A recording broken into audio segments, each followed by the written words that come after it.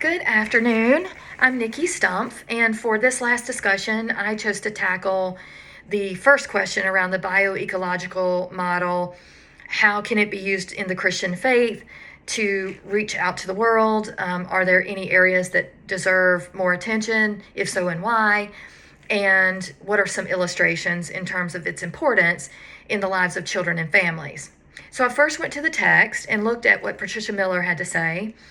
And there's a piece of information that talks about how an integral part of human development is a person's surroundings, including other people in a human's life. And I think we've seen that throughout this course. If we look at Piaget, who first looked at the individual, and then this week's readings with Vygotsky, we can see that contextually asserting that cultural and social factors also influence a child's development. When we look at Bronfenbrenner's bioecological model, it really focuses on 4 levels of the ways a individual can be influenced. What are those levels? So first is a microsystem. It is the most immediate and direct environment with interactions that happen daily, and it's where a child actively participates. And it can be environments like home, school, peer groups, neighborhoods, and it's a face-to-face interaction that's more intimate.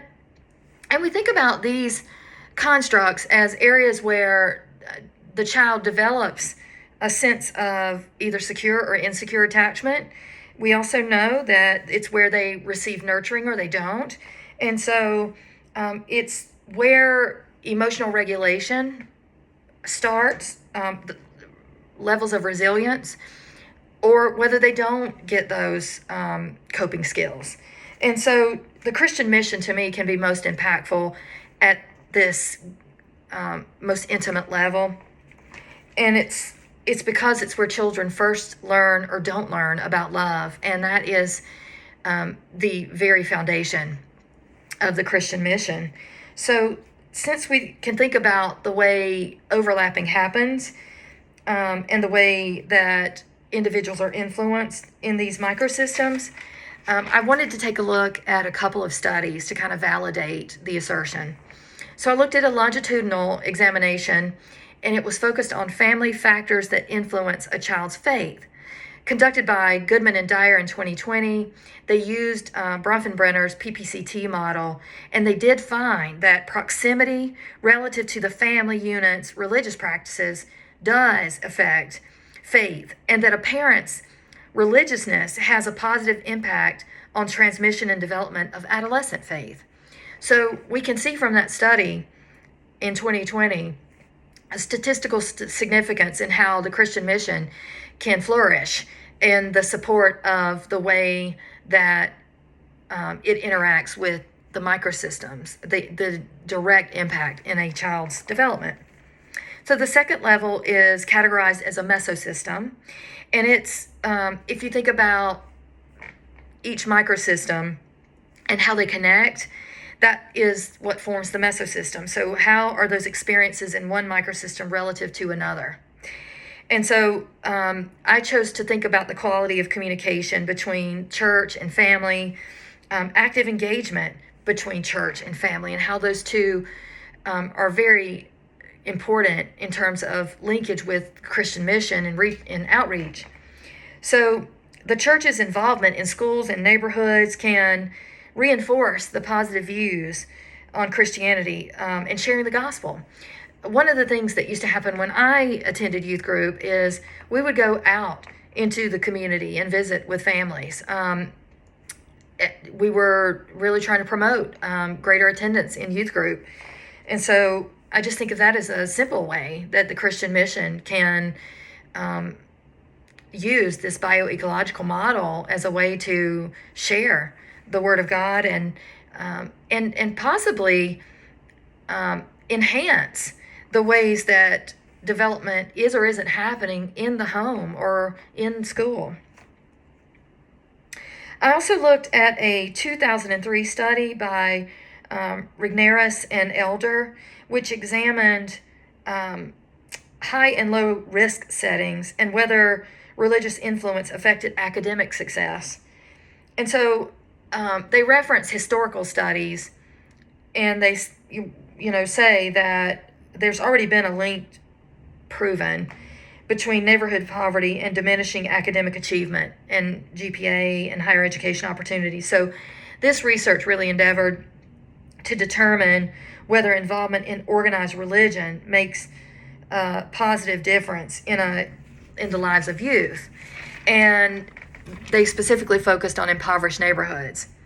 So while this study did not solely look at the Christian faith, it did look at organized religion, and what we can glean from it is an understanding that church-based activities help youth cultivate the positive friendships amongst their like-minded peers.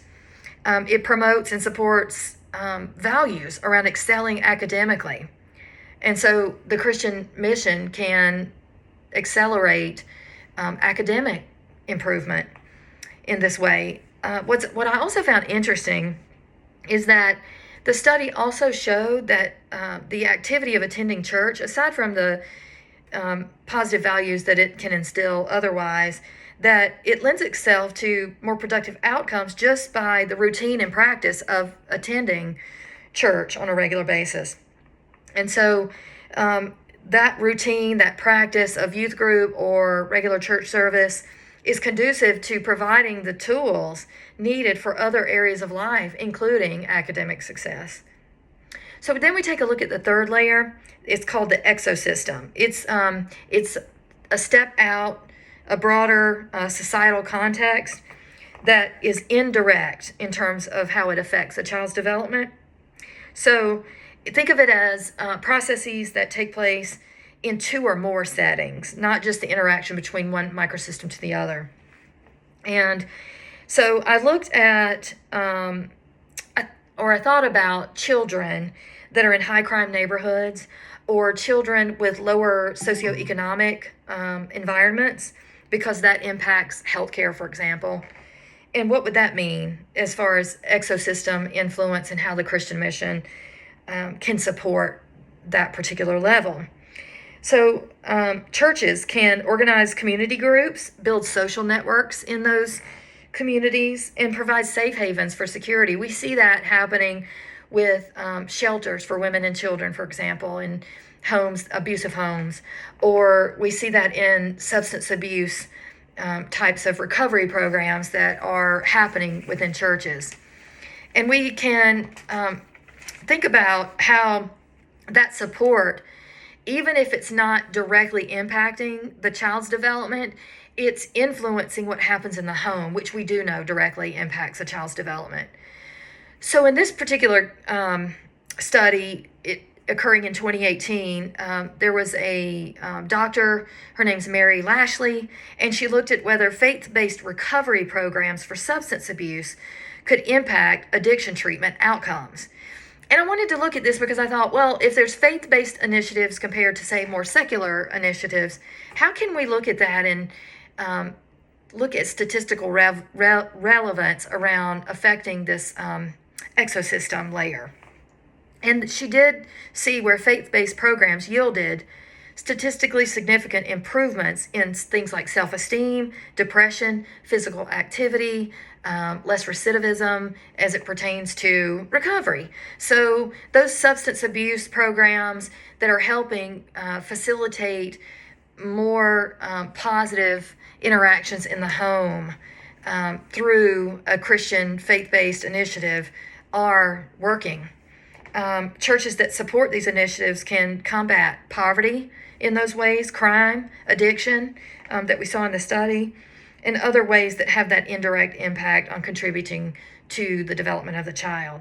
And then lastly, we look at the macro system. So I think of this as sort of the outermost framework. And while there can be a real big impact that happens at the macro system level, what I will say is that affecting change at that biggest level is probably the hardest. And so I don't think it should preclude Christians from having influence at the, say, public policy or cultural level. But when we think about affecting change at that large level, it requires ideological shifts or paradigm shifts that are just, it takes more time to initiate or affect change. And so to me, it's the most challenging, but we can see in this political environment, we're coming up on an election, and so there's a lot more emphasis around social and moral implications with abortion, for instance. And so we do see the church getting involved and the Christian mission involvement on moral impact in the way society views sort of public policy initiatives. I think there are other ways that we can potentially get involved at the public policy level, and we probably see that already in things like influencing votes in the legislature. But again, that's an indirect impact on the child. And so my assertion in looking at the 4 levels is that the closer we can get to the child, the more direct the impact. But when we think about reaching across the world, there are mission programs, ways that we can influence societies and culture, and we're doing that for sure. But to me, the greatest impact, and think of it, I mean, even yourself, when you're seeking advice or counsel, you typically go to people you trust, and the people you trust are in that more direct ecosystem that you're interacting with way more frequently than layers outside of that. So while I think that missions happen at each level, and we can certainly see those impacts, the focus at the microsystem level is likely to be where we see the greatest level of impact as a church. So thank you for your time, and I hope that the bioecological model was broken down a bit simpler in these terms, and you received a little bit more insight than perhaps the text provided.